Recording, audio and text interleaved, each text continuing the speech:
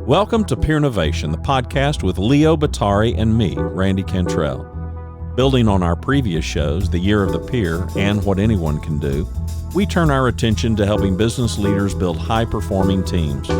We'll talk with a diverse group of thought leaders who will share stories and insights that will help you and your teams achieve new heights. If you believe there is strength in numbers and that meeting the challenges of the future can only be achieved if we do it together, then join us for the conversation.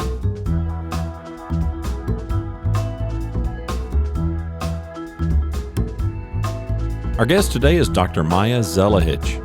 Dr. Maja is a Fulbright specialist, full professor, and a department chair of the Advanced Management Studies at the Forbes School of Business and Technology. Dr. Maja co-authored The Power of Perception, Eliminating Boundaries to Create Successful Global Leaders with Dr. Diane Hamilton. We welcome Dr. Maja to the show. Dr. Maja Zelihic, welcome to the show. We're so happy to have you here, co-author, along with Dr. Diane Hamilton, of The Power of Perception, Eliminating Boundaries to Create Successful Global Leaders. I know both of you are PhDs. You work together on this book. As we talked about at the start of the show, I've always been fascinated by this topic, this idea of perception. And one of the models that was that I learned about, obviously, in graduate school was Chris Ardrey's ladder of inference, and how it talks at least a bit about how we can, as people, see the same event or the same person, same circumstances, and come to completely different conclusions about what they mean and what that looks like and how we perceive them. And, that was, in the case of writing about it in Peer Innovation, just a quick example so that we could kind of level set on that idea. But what I love is that your book, both you and Diane, have really taken both a dive that is deep and broad with regard to perception, and would love to talk about what that can mean for us as individuals and what it means in terms of engaging with others, both personally and professionally. So thank you. Thank you so much, Leo and Randy. Thank you so much for having me. It's always a pleasure to talk to both of you, and I'm glad to touch upon our book and the research that we've conducted over a span of a few years. Dr. Diane and I, we met as colleagues, as co-workers, and at first we were just very friendly, and then we developed a friendship as well. And the way this book came about was kind of interesting. We were on the receiving end of many different messages. We were part of the different meetings. And a lot of times as we started getting very close, we realized we have a vastly different perception of the same set of events. And we started digging through the whole, why is that the case? And at first it came as a general interest. What's impacting our perception? And then we started looking through different variables and different set of circumstances that are impacting our perception, and the way we perceive impacts our effectiveness within a workplace and life in general. And what's interesting about that is, so if we relate this to peers, and with a recognition that we can all have very different perceptions on things, just like you and Diane happen to in the workplace, is that basically when any kind of, let's say it could be a strategic change, it could be a new policy, it could be anything that comes up, that it's not as if people hear this information and they just go back to their desks and they just process it themselves and that's it, right? And they have their own perceptions about it, yes, but they also tend to engage one another in sense-making exercises, right? To think, all right, what does this mean? Is it good for us? It is not. Where do you think is going on? What's the motive behind this? And all these kinds of things that can tend to come up. So how can, recognizing that everyone does see things differently, I think the real question is, how do we go about accessing that from one another, being open to that, and then how do we work with that? Well, we're trying to, and one of the core purposes of our book is not to get to the point where we all think the same. That is absolutely right. That would be that's not realistic and also not a desirable outcome. But it is to bring us as peers, as groups, as close as possible, aligned to that ever fluid concept of business reality. And it is fluid because there's a lot of philosophical thinking as to, is there such a thing as reality and business reality in general? So we're trying to figure out how to have different effective teams. And in order for teams to be effective, their perceptions, their views can be vastly different. Their opinions can be vastly different, but perception about, what are some of our common goals? What's that general direction we're all trying to get into? That should be aligned in order for us to be productive, in order for us to have meaningful ventures and work well together. So the goal is to understand what impacts our perception, try to polish it to the extent possible, try to get to the point of understanding ourselves, where our perceptions are coming from, having an appreciation of the perception of others, interpret what all that means, and to a certain degree predict our behavioral patterns in a corporate setting. But all of this, as you can tell through our book, is well translated in a personal life as well. I know Randy's got a question, but I also want to see this conversation with the same level of clarity that you all are. So at least we all have our glasses on now, right? Oh, these are my regular glasses. There we go. So, all right. So Randy, take it from here. I'm curious, Maja, about the role of delusion. Our self. I mean, we can see things and we can perceive things that clearly are inaccurate, but not so clearly to us. I'm curious what your research or what your perspective is on that role, whether it's our own self-delusion or our ability to kind of be deluded about someone else. Well, I'll tell you what's on my mind. There are a number of companies that I have worked with in the last year or so that have gone through transition. And the number one, the CEO, may be taking the company in a different direction, maybe changing the culture. And then those below the CEO, they've got this perception of what they think is going to happen. There's no evidence at all. Yeah.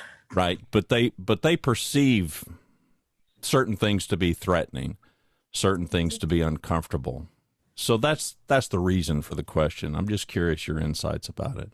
Absolutely. Well, there's so many things impacting our perception, upbringing, our culture, our life experiences. One of the reasons that Diane and I were not only working terrifically well together, we genuinely like each other. We're so vastly different.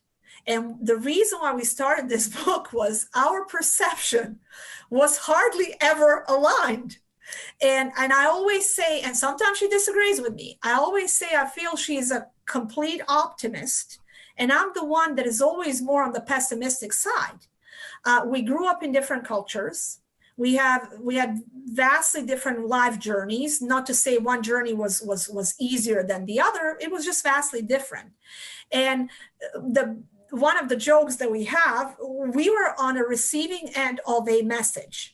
And back to your point pertaining to CEOs, it was coming from higher ups, coming from our immediate managers at the time. She walked away hearing that message with, "We're getting promoted." I walked away from the same message, "I'm getting fired." So we're not even talking about alignment. We're not even talking about it. We're talking about the Grand Canyon of difference in messaging. Then you go back to the standpoint of how was it communicated? Is it truly that our perception was making me, by the way, I was wrong. Was I delusional, one?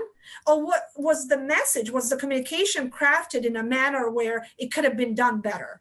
Because the theme of the messaging was big change is coming. We have to make some difficult decisions.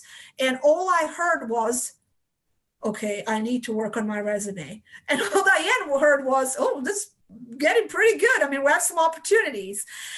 So we have, Plato's allegory of the cave with the prisoners being chained.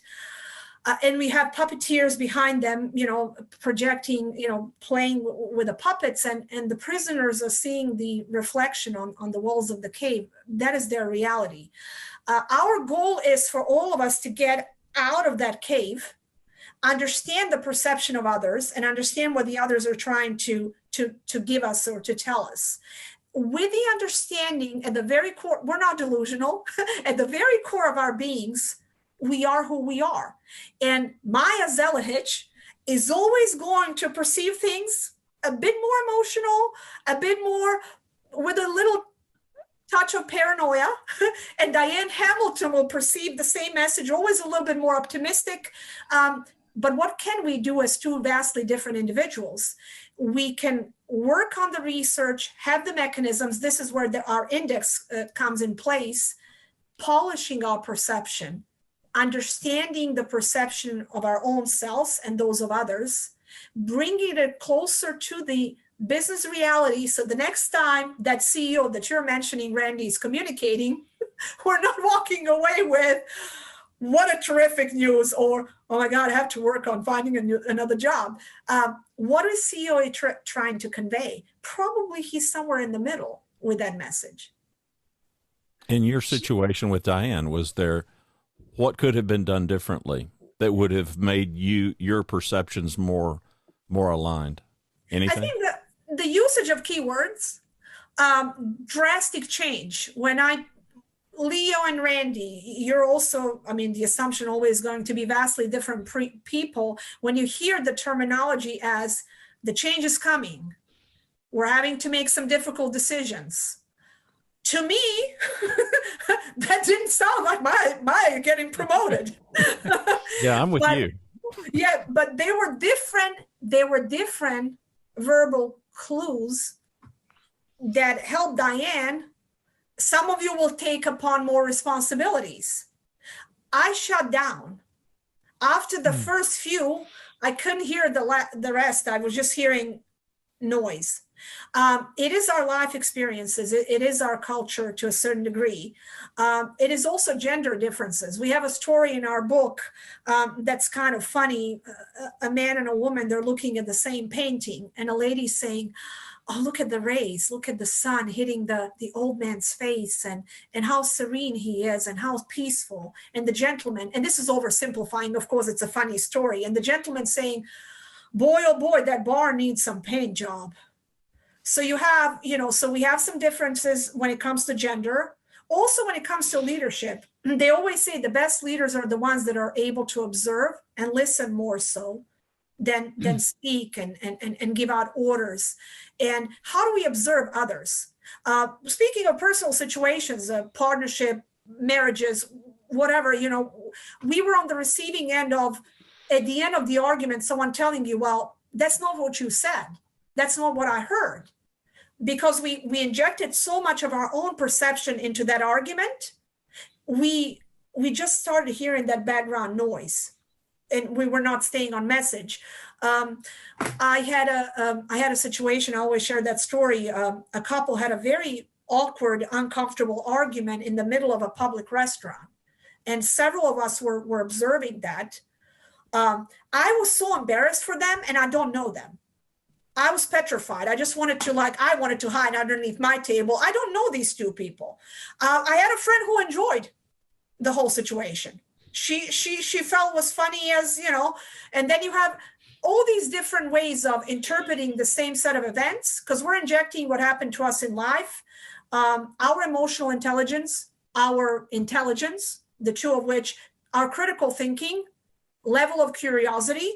I had no curiosity towards that situation. I just wanted to hide. My friend was very curious to figure out what the argument was all about. And I said, can we change tables? Oh, no. Oh, we're staying here. I want to hear the whole thing. So, we're different people. And our goal is not for, yet again, we want to make sure that everyone's perceiving things in their own unique way. But number one, being aware, evaluate your own self. What are some opportunities? My opportunity, I always say, can I tone it down a notch when it comes to emotional interpretation of other people's messaging? So when you talk about this whole topic area with the idea of creating successful global leaders, right? So I want to think about it from the perspective of, it's a recognition that everyone may perceive the same event or the same person or the same message very differently, number one. Second, that as a leader, my responsibility as a communicator is to deliver that message with clarity as intended to whomever is receiving that message, regardless of what lens they may look at it, right? So what's the advice for leaders who, once they at least recognize and embrace the idea that there's a lot of different perceptions and a lot of different attitudes out there, what guide do you have for any CEO or any business leader when it comes to communicating with clarity so that the message is universally understood as intended? Well, the cross-cultural communication is really a passion project of mine. As a Fulbright specialist, I've done research in many different countries across the world and also worked on many e-learning implementation initiatives. The thing that served me best was to be okay with being silent. It is not awkward, being observant, and spend a lot of time observing others. And we use the concept in our book, suspend your judgment. However, that does not equate into abandon your beliefs. Because a lot of times people are saying, well, I have we talked about spirituality. One whole chapter is dealing with the concept of spirituality. We focus on spirituality more so than necessarily one being religious, even though sometimes people combine the two. So I am not abandoning my faith system. I'm not abandoning my beliefs. I'm suspending my judgment through observation, listening to others, and perceiving others from a standpoint of they have the best intentions. And for any leader, a global leader in particular, in order to learn about others and other culture, you have to put yourself in their shoes with the understanding that you're lacking a lot of background information. And that's where that whole observation part comes in place. And we were talking about, first step is evaluate your own self, evaluate try to figure out who you are as a perceptive human being. What are some opportunities for you? Each one of us, we know our opportunities. I mean, we may not share them with others, but when we are alone, I know exactly the things I need to work on. I can write them down. I can read them out loud. Can I change completely? That's not realistic either. I will still stay within that core parameters of my being, but understand others, try to anticipate and predict what their perception is going to be. I did recently a blog article. It's actually a true story. When I was in a financial industry, we had a manager who was, I'm never going to use the word leadership pertaining to him because he was not a leader. And he actually, at one point of time, every single member of his team went to complain about him to the upper managers. Every single member of his team. He went out of that meeting saying, I'm an excellent leader. And he said it so loud that I heard him, and of course never thought about it at that point of time, but later on reflected, and I said to myself, he truly, at his very core, thought he was a good leader. He was misprojecting, he completely failed from what he tried to project what others saw. So how can that be aligned? That is through predicting, anticipating perception of others. And we do that through experience, suspending our judgment, observing more. In a global setting, I've learned so much more, as much as I'm talking today, when I was quiet and just observing the way other people interact, other cultures, and coming from a standpoint of wanting to learn with an open mind. Well, your boss, using him as an example, how can we give ourselves permission? That may not be the right way to word it, but for lack of a better way, how can we give ourselves permission to be wrong? That is very hard because I think emotional intelligence is crucial when it comes to that. And I know that I've met many, and I'm sure both of you have, I've met many exceptional, intelligent people that were lacking basic parameters of emotional intelligence. And they were exceptional when it comes to their content knowledge. The manager from a financial industry that I was referencing, he was a terrific worker. He knew his stuff. But the way he was communicating, he was not aware of his own downfall. He was not aware of what he was doing. I mean, he was actually bullying many of his team players. I don't know how, I think you reach that from a standpoint of self-reflection.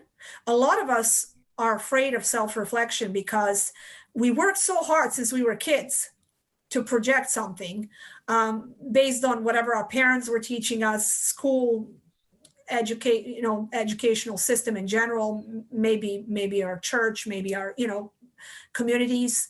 And we worked so hard on a certain projection of oneself. And here we are in a situation where no one's seeing what I'm trying to project. Because I generally go from a standpoint on that no one's trying to go out there being mean to others, to simplify it. But it is sometimes a misunderstanding oneself and projecting the wrong image from others wanting to see. Leo writes, he's written quite a lot and talks quite a bit about psychological safety. And I'm curious that role of other people and the power of perception. You and Diane, me and Leo. Leo's from Boston, back east. I'm an Oklahoma, Texas guy. Just come from completely different viewpoints, much like you and Diane. But the value of those differences and the value of, talk a bit about the value of that safety in that relationship, of maybe my ability to serve Leo, Leo's ability to serve me, you and Diane the same way. Well, the thing is, I think it comes from the place of empathy, putting oneself in other people's shoes. I have not mastered many things in life. I am still learning. I do believe that I'm doing really well in any sort of I'm not going to say conflict, but I'm going to say disagreements or misalignment in our perception. I think I'm doing very well in putting myself in the shoes of others and trying to think from a standpoint of where they were coming from, to the point that I'm sometimes annoying when it comes to my friendship base, because they say to myself, stop making excuses for XYZ.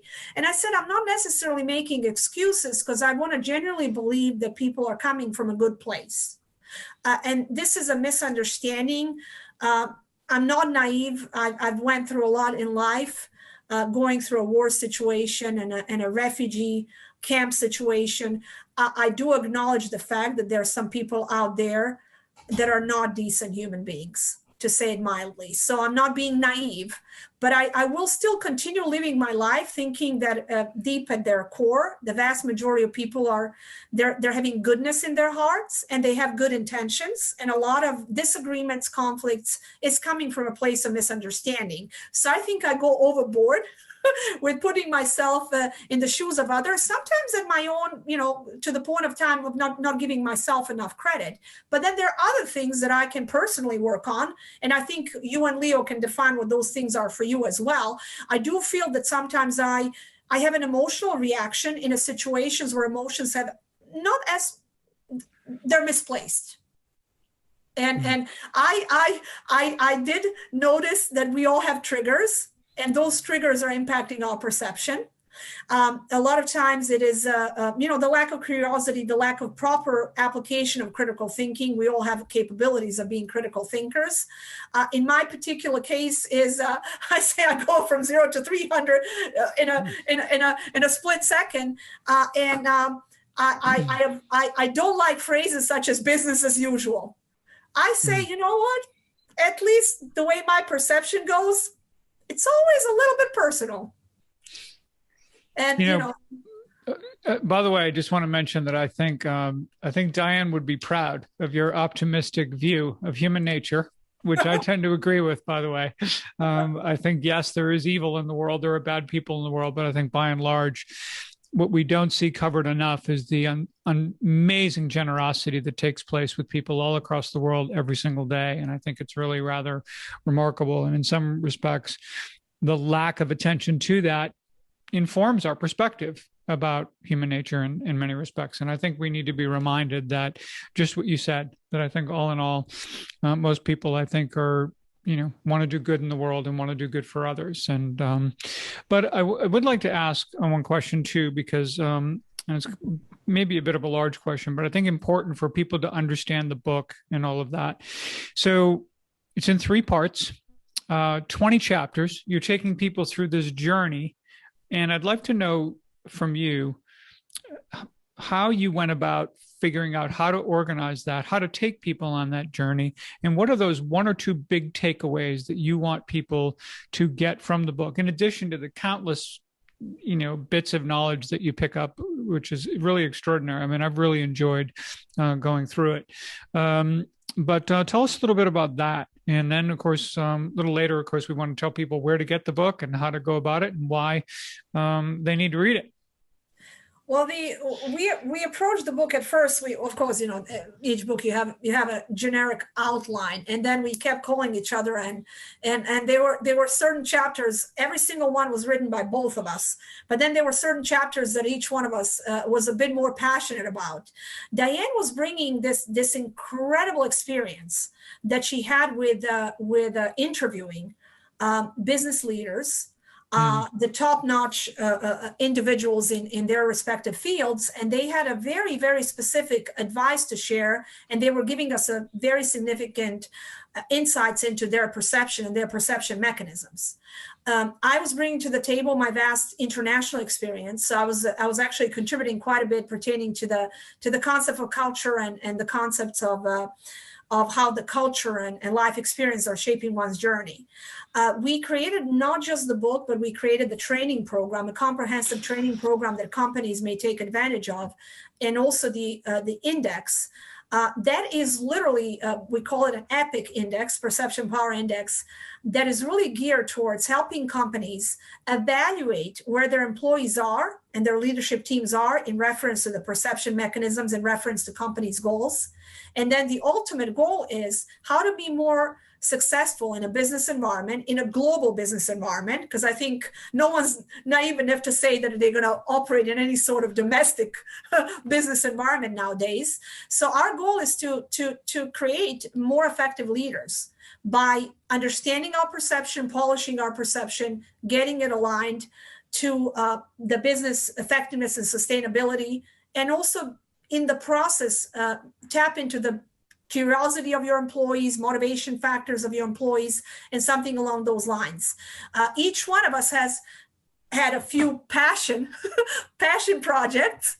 I was the one in my other life, I think I'd be a historian and a philosopher. So I was the one coming up with all these philosophical references, with Diane being more practical, more geared towards business professionals, what they have to bring to the table. So this is a very valuable read for those individuals that are already in leadership positions and they want to get to that next level, or the ones that have not been leaders as of yet. And the spirituality chapter in particular, we were very mindful that we don't want to create a book that is, like when we talk about the suspension of judgment. We said to ourselves, we cannot be naive enough not to say that our value system, our belief system, that is impacting our perception so significantly. So I started tackling that chapter first, and then we, of course, brainstorm on it. But our ultimate goal is to say it's another tool in a toolkit that leaders can use to become more effective, motivate their employees, get their employees to do better. And also, as you grow as a leader, you have to be aware, going back to that whole EPIC process, evaluate your own self, understand who you are as a perceptive person, anticipate the perception of others to the best of your knowledge, interpret what that all means, and then correlate as you move forward. I think that lack of awareness at any layer of life is to our detriment. And I always say that this is a book, business book, but it can help anyone in a personal life. Because how many times are we in a situation where we're completely disconnected with our friends, with our loved ones, because of the perception disconnect? Absolutely. The other thing that really dawned on me as you were talking was when we're talking about who this book is for, and it isn't just about global leaders and communicating to employees and all that. I can't imagine anything more valuable than this book as a tool for helping people manage up in their organization, right? How critical is that to understand your leaders, right? How you perceive them, how they perceive you, and how to I think effectively communicate and manage up in our companies, which is a real challenge, for a lot of people. And I think this book can really provide them some amazing tools to help them do that far more effectively. Yeah, and also a lot of times there's so many different things that we investigate within any sort of organization, and we talk about work ethic, we talk about motivation, we're talking about conflict and all that stuff, but a lot of these things are stemming from the perception. And we're talking about emails. Nowadays, we're constantly how many arguments we had within any company pertaining to, well, I took your email this way versus that way. Well, we perceive things differently. So having that mindset and having that understanding, stepping away, and I think that the thing is, we're, like I said, we approach this from a standpoint of not being naive. We can tweak. I'm a firm believer. When someone says, oh, I completely reinvented myself as a person, I say congratulations, but I'm having a little bit of a hard time believing that, because I can tweak so many things that are in need of tweaking pertaining to my personality type. I do realize that there are some opportunities that will always be an ongoing struggle for me. And when I hear people say, I'm a completely changed individual, I congratulate them, but I'm a bit skeptical, because we're work in progress, all of us combined. Absolutely. Maja, tell us where they can find, where our listeners can find your book and learn more about your work and Dr. Diane Hamilton's work as well. Sure. It's the book is on Amazon.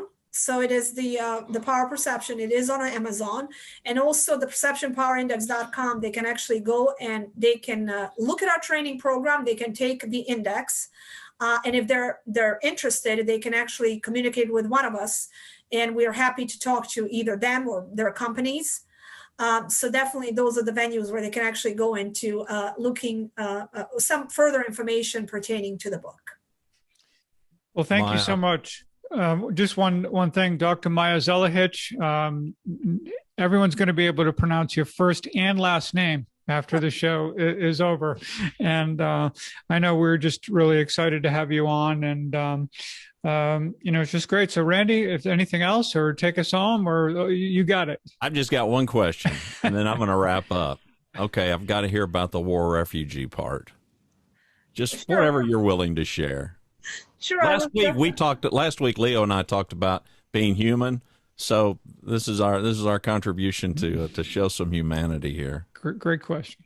Sure. I was born and raised in a country that no longer exists. So I lost my country, for the lack of better words. I was born and raised in former Yugoslavia, southeast of Europe.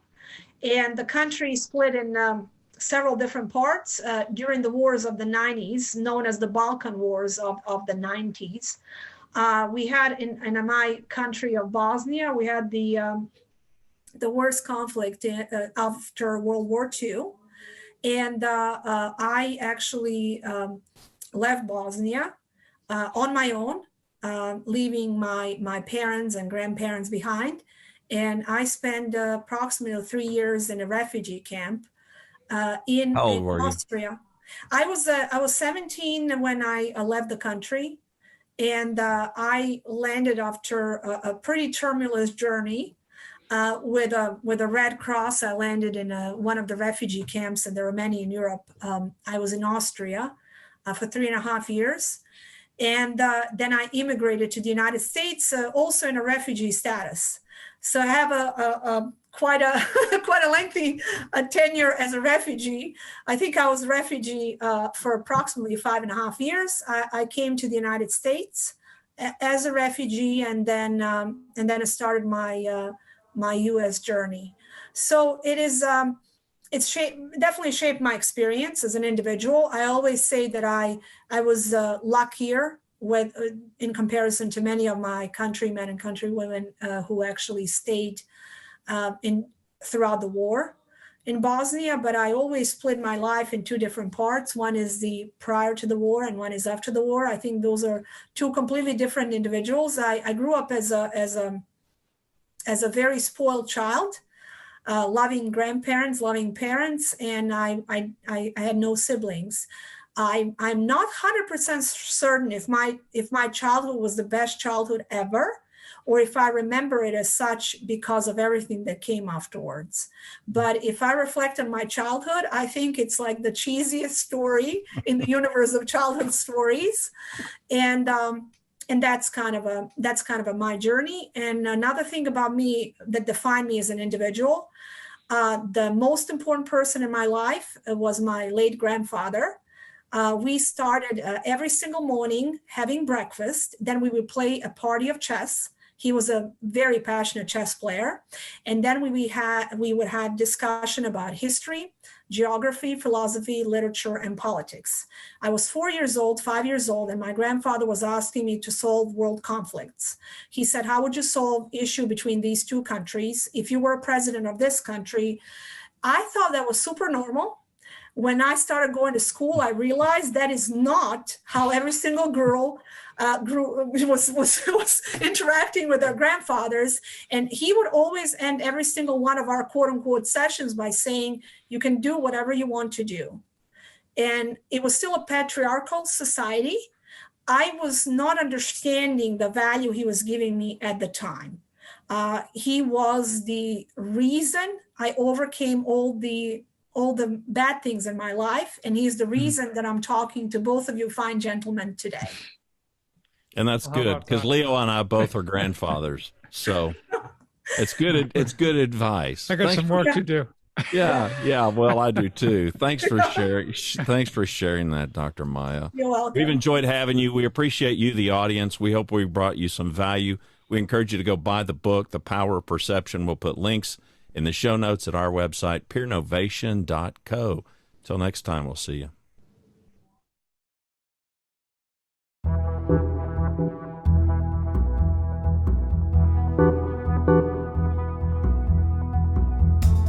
Thank you for joining us. To subscribe to the podcast and learn more about how you can engage Peernovation for your organization, contact us on the website at peernovation.co. Till next week, remember, the power of we begins with you.